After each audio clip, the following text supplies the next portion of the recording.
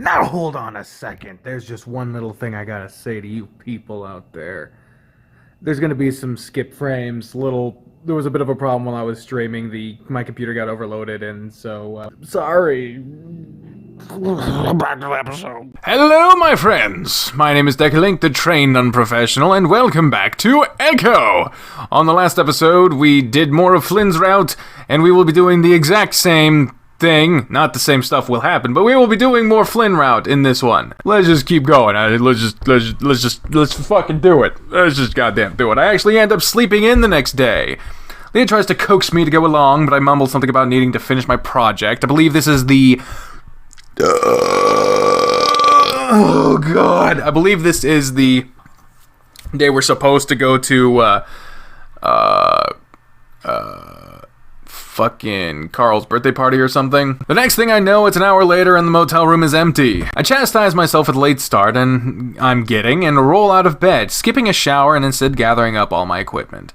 I decide to head to the old school, mostly out of convenience. It's less than a mile up Main Street. Yay! It's broken down and vandalized to hell, which looks great through the camera. The original Echo School was built back in the early 1900s, but it was torn down and rebuilt in the 50s. That's the building that I'm looking at now.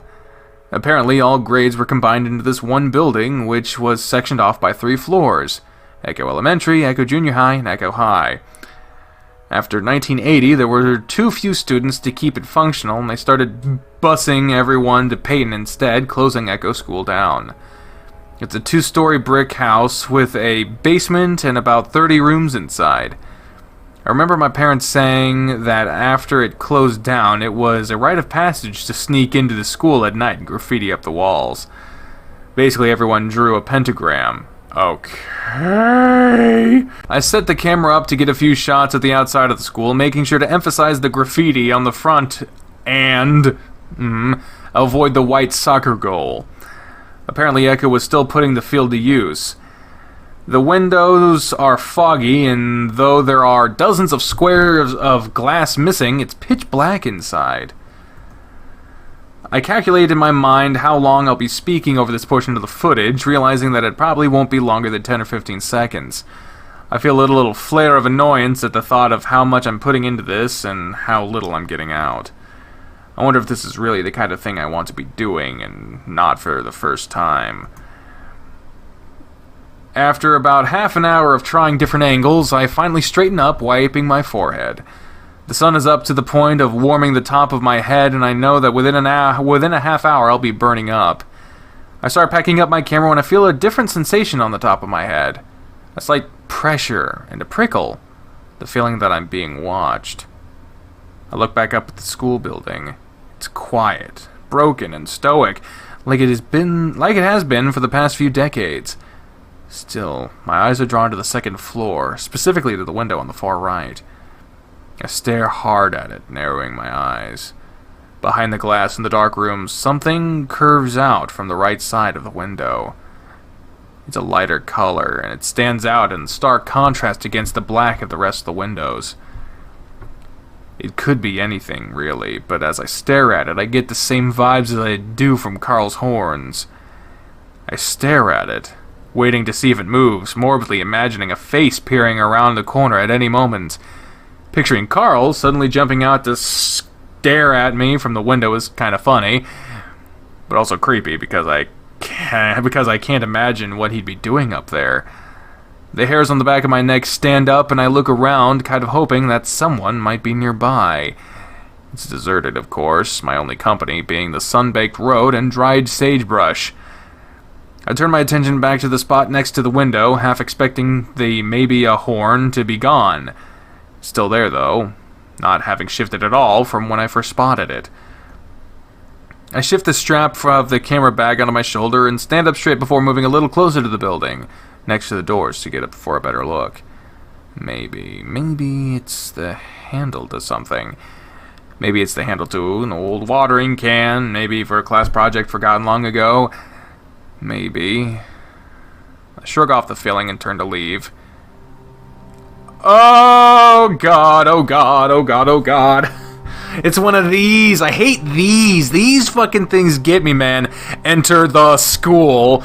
Oh, Jesus.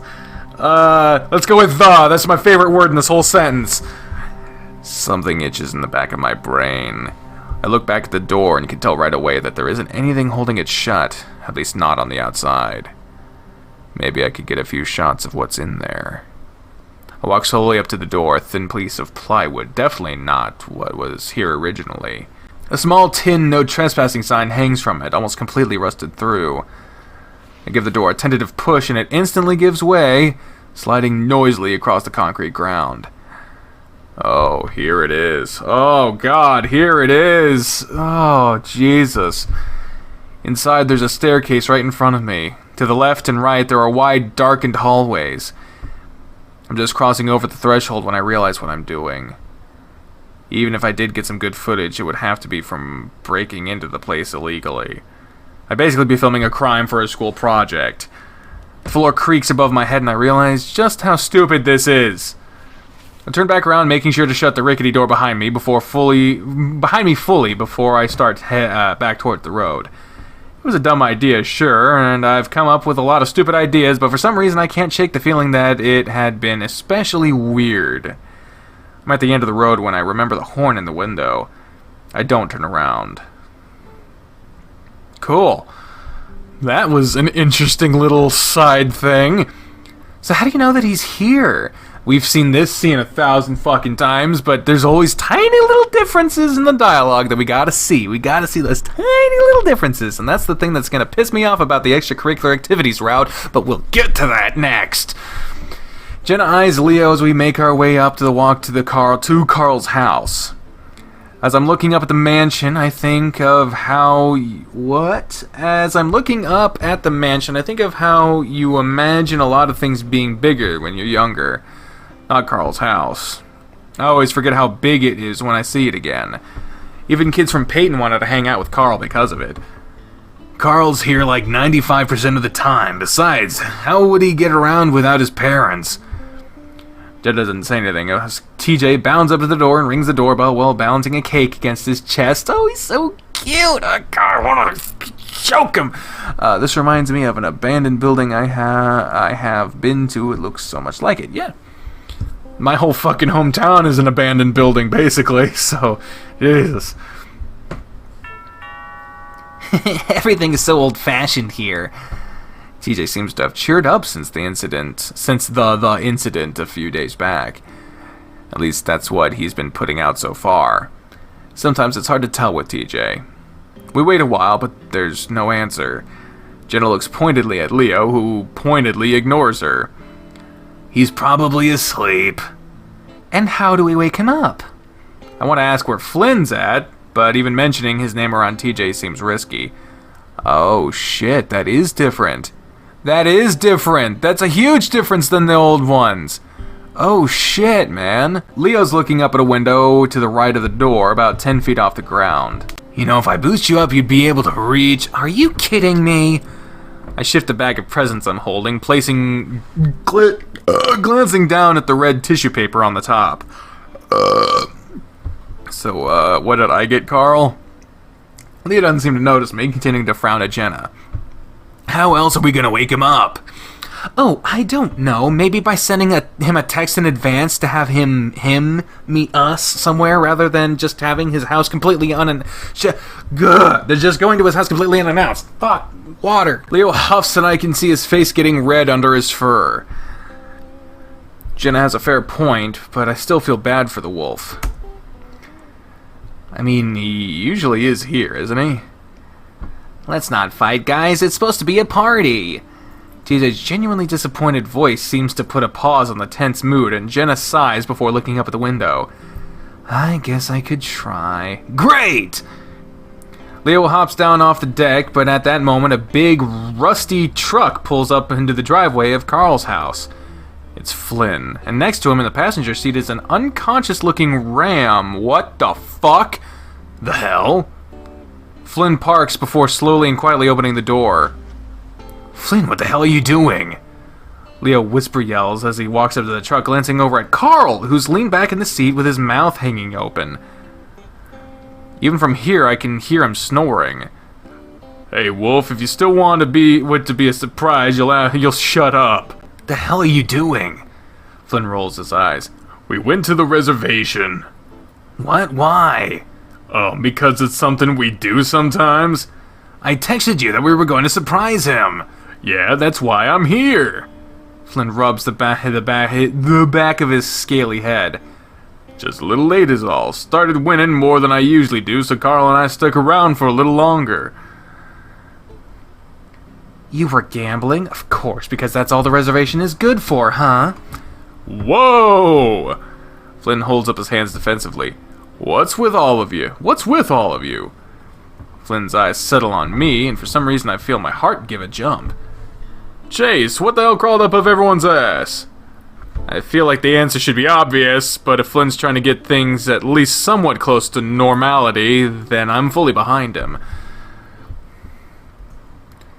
You know how Leo is his way or the highway. Leo shoots a glare at me, but I grin at him, trying to lighten the jab. I sense TJ further back behind me, separate from our group. I really wish I knew what he's thinking right now. Leo lets out a tiny growl before turning back to Flynn. I feel like you could have at least told us. Flynn sighs and glances back at the ram sleeping in the truck. Well, why don't you guys go inside so this whole surprise thing isn't as weird? It's locked. Flynn walks over to Carl's side before turning to us. Go in through the back. There's a key under the doormat. Well, that fucking solves everything, doesn't it? Every other route we have to break in. Jesus. We get into position in front of the door. TJ's a little more enthusiastic, hiding against the wall to the left of the door, a party popper in his hand. Oh, he's so cute! Here's soft clopping, along with the low murmur of Carl's voice. Door swings open. Dude, I just want to put it behind me and not... What? Not the... Surprise! Carl stands there frozen as strings of confetti drape across his horns. For a moment he goes completely silent and we all stare back at him. Finally TJ giggles. Oops, didn't mean to get on your horns. TJ goes about picking the confetti off Carl's head, his hesitant movements making it obvious how hard he's trying to avoid touching the horns. What? Carl finally breaks the awkward silence as he continues to stare at all of us, pushing TJ's hands away to pull the confetti off himself. Leo steps forward, a clearly forced smile on his face. Oh, your birthday! Happy early birthday! Carl continues to stare. Flynn steps up to his side and puts an arm around his shoulder. Yeah, you know, there isn't much to do around here, so we had to come up with something. But a birthday party for me? It's not for another month. Be happy, Carl. This is probably the last birthday party you'll ever get. God damn! Jesus! Carl opens his muzzle, then snaps it shut, his long ears twitching around. Carl, this is basically just a party. Your birthday is just an excuse to have it. Wow, Christ. Oh, come on, Jenna. We got you gifts and everything. Leo nods at me, and I take that as my cue to lift my bag into the air, grinning sheepishly. I mean, it was Leo's birthday last month. So what? You're gonna just re-gift everything to him? Flynn gives a hard tug on one of Carl's horns, and he swats at Flynn's hand with more annoyance than I'm used to seeing him have. And cake! TJ raises the cake into the air. Flynn leans against Carl, pointing at it. See? Red velvet, your favorite. I'm silently thankful that Flynn's trying this hard to not let Carl freak out. I think we're all a little taken aback at how much he's resisting. Carl's shoulders do droop a bit at this side of the cake, though. Where are your plates? Jenna is over at the cupboards, opening a few and looking inside. This kitchen is huge. Second one over. At that point, we've managed to shake off the awkward haze we're in and start moving to the table. So, we got the whole day planned out for you. Yeah? Carl stands at the end of the table, and one hand on a chair as he watches all of us. While I knew Carl wouldn't really be into the idea of a party, I didn't think it would be this bad. I wonder if his anxiety has gotten worse since the incident at the university. We're going out to eat later, and then a movie. Thought you might want to see the new Lucha Lobo film, you know? Carl's hands go up to pull the beanie tighter over his head. Well, as long as you don't tell the waiters that it's my birthday. Oh yeah, isn't that the place where they basically force you to wear one of those cone hats? Yep, and I swear to God, if one of them gets all touchy with my horns trying to put it on... What, you'll blow pot smoke at him? I think it's kind of fun. TJ struggling to pull the plastic dome off the cake. Leo reaches out to help him, but it pops free at that moment and takes a huge glob of frosting off the side of the cake. Ah! Good one, Tej. We can give that piece to Carl so he can stay on his diet. Flynn puts air quotes around the word diet. How did I fucking predict that one? An awkward silence follows, one that Flynn clearly notices, and I see him sulk in response. Carl coughs. I didn't have breakfast, so this should be fine. Leo claps his paws together. While we're having cake, why don't we start opening your presents, huh? Carl grabs the bag unceremoniously dumps it out onto the table. He goes through them, giving an obligatory thanks when he finds out who gave it to him. Oh, nice. I see my gift for the first time along with Carl. It's a horn band in black and orange, University of Pueblo colors. We used to make fun of the jocks that wore them at Pueblo. Thanks. He looks at me as if trying to figure out if I'm joking or not, and I can only offer a pained smile in response. It's only now that I'm feeling guilty for not getting him the present myself. I'll get him another one on his real birthday. Flynn steps forward at that point. Here's mine, something I got from the reservation. Flynn reaches into his pocket and pulls out something small and hidden in his hand. And Carl sees it, his eyes widen. Oh, wow. It looks like a rectangular piece of metal with 2 points sticking out of the top. It's not until Carl pushes his thumb against one of the horns that it pops open and I realize that it's a lighter. Now you won't look like a total loser when you get blazed. Carl gives Flynn a small smile before flicking the lighter on before snapping it shut. Thanks, man. Don't worry about. Store owner actually gave me a discount. Still remembered me from all the smokes I used to stood by there. You went all the way to the reservation for that? Cigarettes are untaxed on the reservation. Another thing it's useful for, huh, Flynn? A chill descends over the room again after it had just warmed up. I went there for the casino. The cigarettes were just... Mm-hmm. Flynn stops and frowns, looking confused and hurt. At this point, I start to feel myself wanting to stick up for him. The rest of the party is stiff and uncomfortable as Flynn stews in the corner. Finally, Leo stands up and tells us to get out to the car. Leo gives Flynn a look, and I can tell he's going to confront him on something. Quietly, I linger towards the door and listen as the rest of them head out. Oh, so now I can't just say anything to him, huh? Flynn.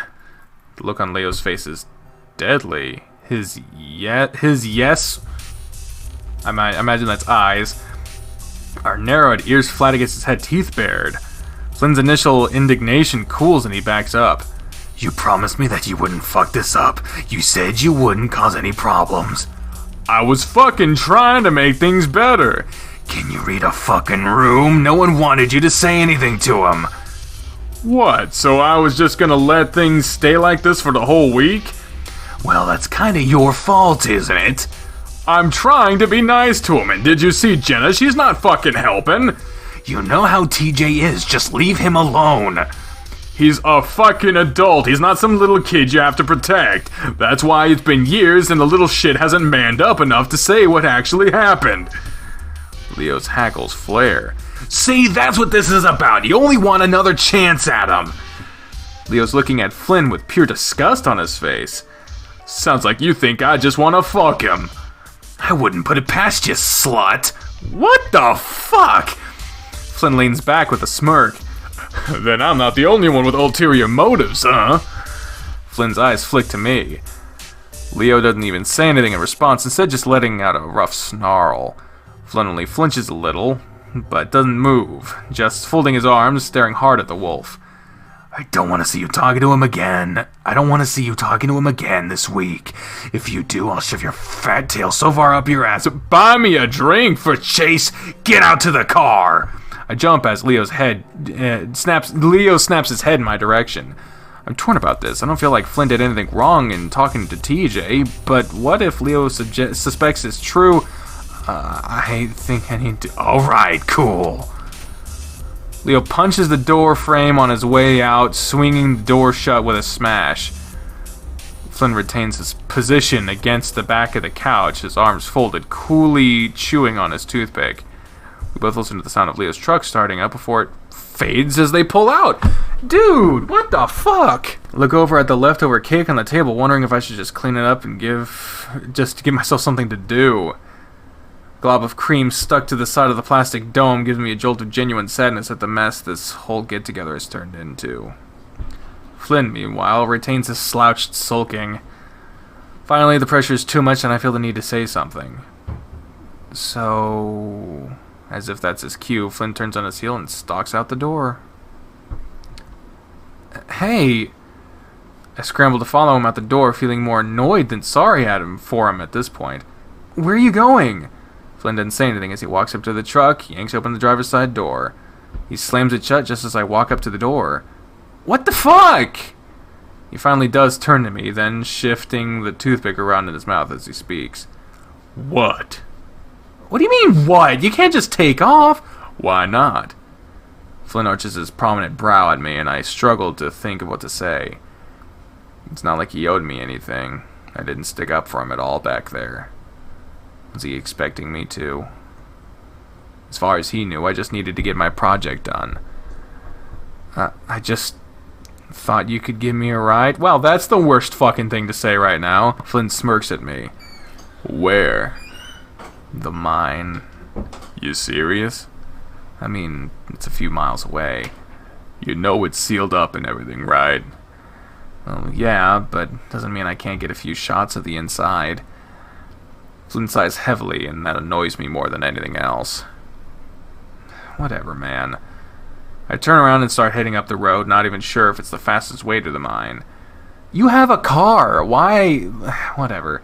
For the next 10 seconds, I walk briskly up the road, but Flynn's car doesn't start up. I already know that he's going to relent before he says it. Fucking hell, hey! I turn around, trying not to smile. What? You know what? Get in. I try not to look too eager as I make my way over to the passenger side and hop in. Think you're smart, don't you? I roll my eyes. I don't think anything. You're the one shooting yourself in the foot all the time. Whatever, man. I stare through the bars of rebar into the darkness of the old mine. There's a damp, cold breeze coming from inside, but all I can smell is dirt. Yeah, beautiful, ain't it? Might as well just slap that old mine jail on our flag. Represents this town pretty well. Flynn leans against the truck, chewing on another one of his toothpicks. Oral fixation, much? There's an unsettling feeling about the whole place, and I'm kinda glad Flynn is with me because of it. It's a good 3 miles from the town center, and the gravel road is deserted. Our only company is a few crumbled ruins and foundations scattered about every 20 feet or so. The only sign of modernity is an oddly placed long patch of asphalt and two tall lampposts at the end of it. The town had tried to turn the area into a tourist destination a decade ago, but the recession put a hard stop to that. It seems to be a running theme in this town's history, progress halted by outside forces. Don't you have some say in that? I mumble absent-mindedly, messing with the settings on the camera. No, I'm the clerk. I just mess with records and shit. It's still hard for me to imagine Flynn working in that position. Shouldn't you be there now? It's still before 5. Maybe, but why bother? What? He looks up at me, toothpick bobbing around in his mouth, eyes wide as he shrugs. What, you think anyone's gonna notice? I get paid to do nothing. But won't you get fired? It's an elected position. Well, unelected, then? It goes unchallenged every year, Chase. I frown. Doesn't Flynn have any sense of duty? Flynn takes the toothpick out of his mouth and stabs it in my direction. Hey, I didn't bring you here to get lectured about how to do my job. I've been doing it for the past 3 years. Flynn shoves the toothpick back in his mouth. Anyway, I was kidding. I'm part-time. I get my shift done and then I leave. Set the camera on the tripod and look through the lens. Don't me. There's a good amount of satisfaction I get out of teasing Flynn. I mean, your cousin or whatever is the mayor, right? My aunt is, and so what? Isn't that nepotism or something? Flynn sighs heavily behind me. Elected! Alright, it just seems kind of, I don't know, like, not a good thing. As I film, I can hear him really starting to grumble behind me, so I try to change the subject. It's good to see you're still not smoking anymore. The toothpick's helping? Not right now, they're not. Flynn had smoked since he was a freshman in high school. I distinctly remember him offering me cigarettes when I was like 14. He always gets pissed off when I remind him about that. I pick up the camera and move it to a different angle. Well, maybe you could give Leo a few pointers. He doesn't say anything, and I close my eyes when I remember what just happened with the wolf. I film for another minute, then turn around to face him. I'm sorry about what happened. Flynn didn't look at me, instead choosing to stare out at the desert. Why? You didn't do anything. But I could have, and this project is why we're here in the first place, isn't it? Flynn sighs and finally looks up at me, his eyes all the more piercing under the bright sunlight. You know, one thing I can't stand is people apologizing over nothing. I frown. What does that mean? Yeah, you can apologize, but in the end, all you're doing is making you feel better while fixing nothing. I glare at him, feeling my face get hot, even more than it is under the desert heat. He shrugs and leans against the car, head tilted back and eyes shut against the sun. I stalk over to stand in front of him, and I can see a smile playing at the edges of his muzzle. Man, fuck you! On the last word, I jab a finger into his stomach. His eyes fly open and grunts loudly, doubling over. Jeez, Chase! I fucking stayed in this shithole for you while everyone else is having fun, and this is the thanks I get. Oh, so you stayed behind just for me. Flynn stays curled up, rubbing his stomach. His face is inches from mine, and he's still got that stupid grin on his face. You're an asshole. Aw, Chase, my heart. He clutches at his chest dramatically. More like your stomach. I poke at it again, but he reacts too quickly. His lithe torso bending out of the way. You can't keep your hands off me, can you? I just fold my arms, glaring at him. Flynn finally straightens up, looking around. Well, I'm not gonna do a repeat of yesterday. I've got a house, you know. Is he talking about how we fooled around yesterday and that he's inviting me back to his house? Or, more specifically, his bedroom. Oh my god. I swallow. I don't want to look too eager, like that's the only reason I stayed behind. You know, I'm a little hungry. You want to go out and get something first? Flynn snorts as he gazes down at me. What, from the diner? You know how that fucks me up. I think. You said you'd cook me for me a few days back. Flynn sighs, rubbing a hand behind his head. What is this, some kind of date? Well, you said you'd prefer dinner first before. I trail off as Flynn raises a brow at me. I said a drink. Well, we can have that too. Holy shit, chef! Thank you very much! Subscriptions! Flynn looks off into the desert again, thinking. Fine, but I'm gonna get you back for that poke. I smirk. Yeah, what? As he turns away from me, his tail comes in and knocks against my crotch. Ooh! Ooh! It wasn't all that hard, but it was enough to make me feel it in the bottom of my stomach. Oh, fuck! Come on! I walk bow-legged for a few seconds as I move to gather up my equipment. I don't think that was an equal exchange. That's 'cause you ain't a lizard. Now hurry your ass up! Flynn's house is a ranch-style adobe home. He moved here only a few years ago, so it's my first time seeing it. It's an alright place. Housemate's quiet and keeps to himself, so it's almost like I have it to myself. You got a housemate? Well, yeah, don't need the whole house. Saves a decent amount of money, too. We pull in next to a slightly rusted white sedan. He's new to Echo. You'll probably like him. Always fucking happy. I hop out, the pavement warm against the pads, even, my pads, even though the sun is setting. It looks nice. Kinda like a smaller version of Carl's house. Carl's mansion, you mean? On the way up to the door, I feel his thick tail bump against my own, though it's soft enough that I'm not sure if it's on purpose. Hey, this is nice. As I go inside, I'm hit with a blast of warm air that's not much different from what's outside. I air out my shirt. Flynn notices and chuckles. So, but you better get used to it if you want to hang around with a Gila. As I follow Flynn into the kitchen, the smell is a bit strange as well. Kind of like sagebrush, which isn't a bad thing at all. That you, Flynn? Whoever the hell is. Yeah, I got a friend over. Oh, one of your reunion friends? Flynn opens the fridge. We have any green peppers left? I hear a sliding door from the hallway and turn around to a somewhat startling sight. A tall lizard comes in, but it's not its height that surprises me, it's rather its coloring, blue with purple eyes. I then realize he's a salamander, not a reptile. I suppose I'd seen brightly colored amphibians in Pueblo, but definitely not Echo, and not even in Peyton. There's a smile on his face, and I try hard not to stare. Dax, this is Chase.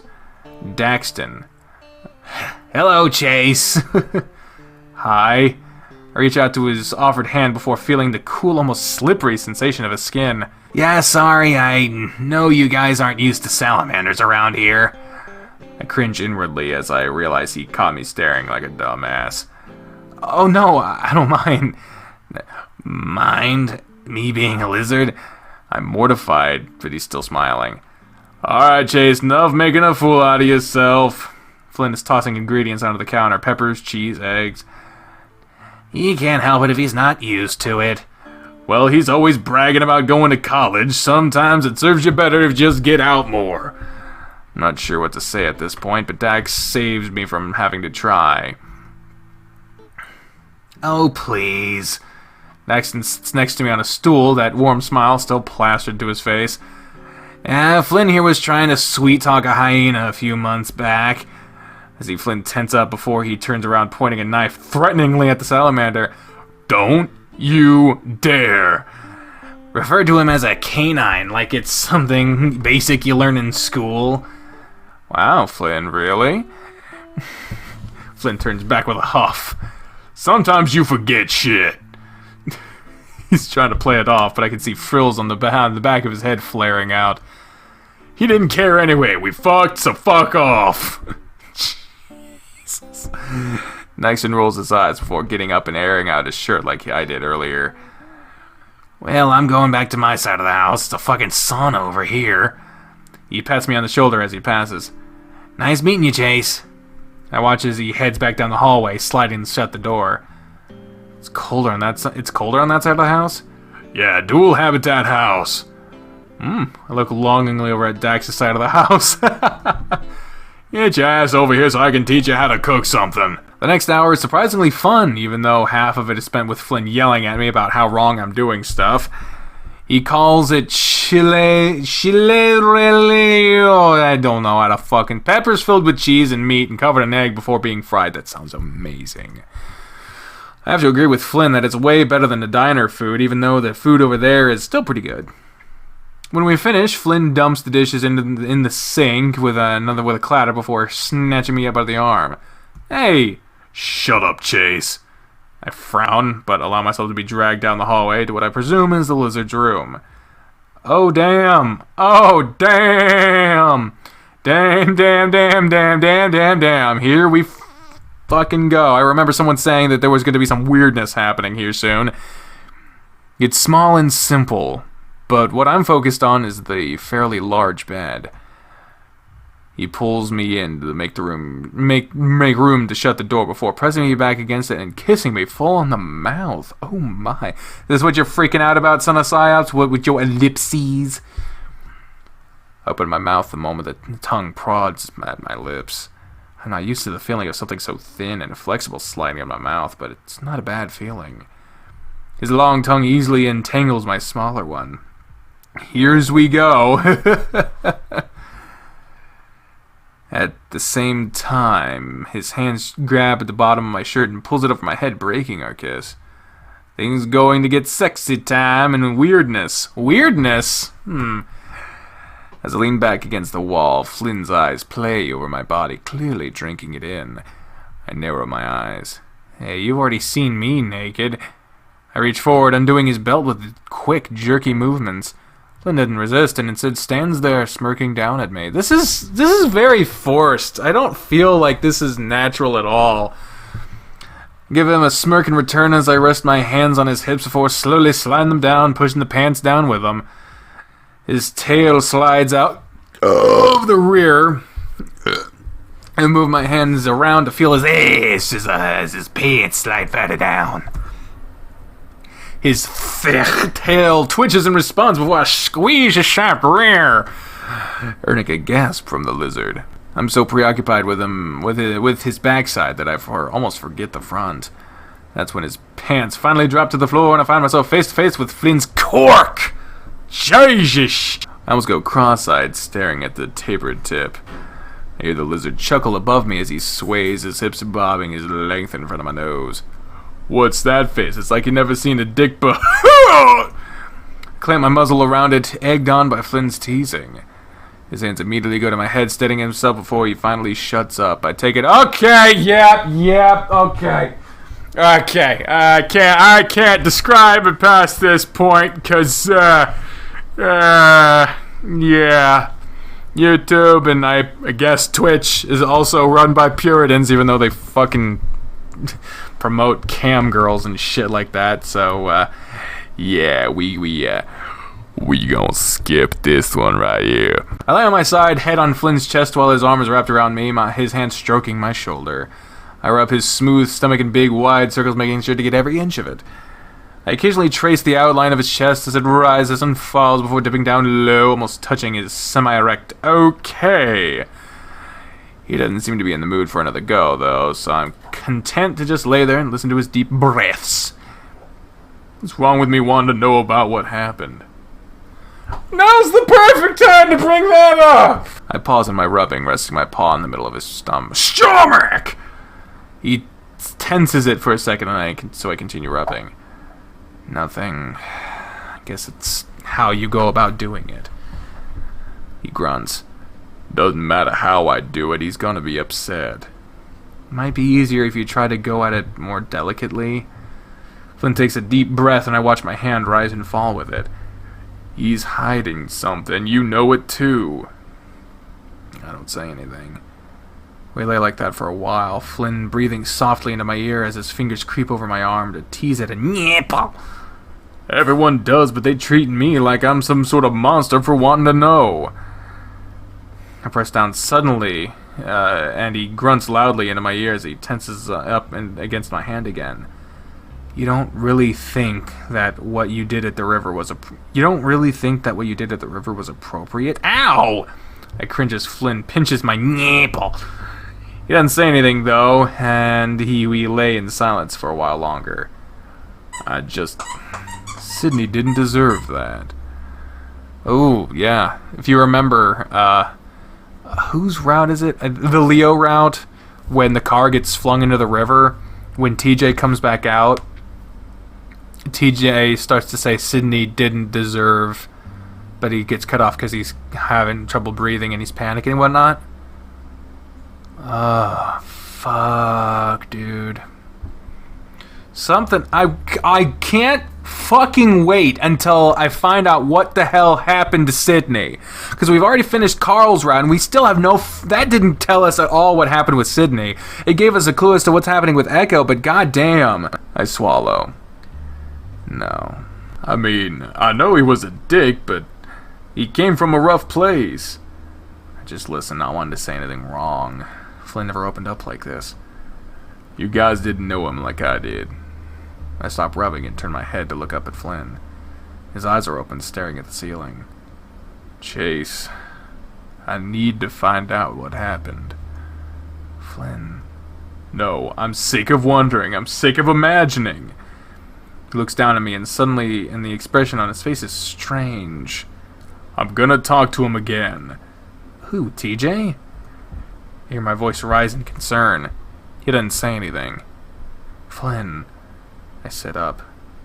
Don't do that. He glares at me. Yeah? Why not? This is probably my last chance I'll get. But I try to think of something to say. Nothing good will come of it. If he hasn't said anything until now, he probably never will. We'll see about that. The implication in its voice sends a chill down my spine. Flynn! The lizard looks away from me. What? I'm not gonna do anything, just talk. And if he doesn't say anything? Flynn stares at the wall. Then I guess that's that. But I want to talk to him without Leo there to coddle him like he's some little kid. Put my face in my hands and rub slowly. I know Flynn would never want to hurt TJ, but he can get so emotional, and what if TJ says the wrong thing? Just let me go with you when you do. Flynn turns his head back to look back at me. Why? I just want to be there to keep things grounded. Flynn stares hard at me. Maybe. He likes you, so maybe that'd be good. He continues to stare at me, and I feel a little uncomfortable. What? You just have to promise one thing. What? Hey, Druid, what's up? I say it a bit more slowly. Don't get in the way. Don't try to defend him, even if he's acting all sad and shit. I look back at him, unsure of what I'll say. I don't want TJ to get hurt, and just the thought of this confrontation is making me feel sick. But I don't want him to be alone when this happens either.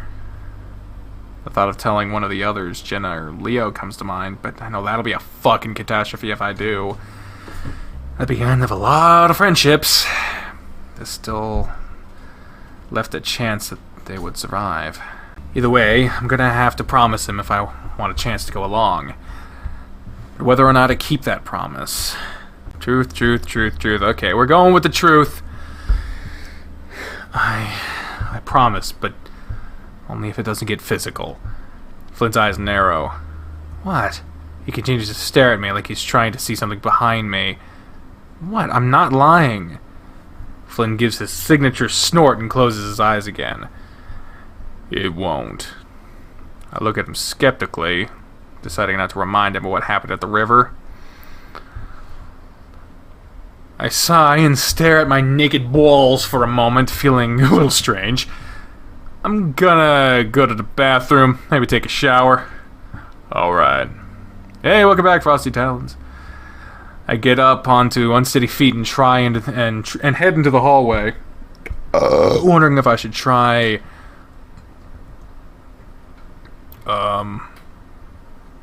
What? What's happening? What's going on? Hello? What? What? What do you want with him? What? Thursday. Hold on. What the fuck happened there? Wondering if I should try... What do you want with him? And that's the end of that day? We still got another day, so there will be at least one more episode of the Flynn Rap, but... What the fuck does that mean? Sorry to leave an episode on such a what the fuck kind of mood, but that's the end of this episode. So I don't know what the fuck any of that means. Like, yeah, everyone's saying weirdness, what, chat's going fucking crazy. So, I don't know what the fuck that means, but we'll find out in the next episode, hopefully. But, until next time, fare thee well. Bye, everyone.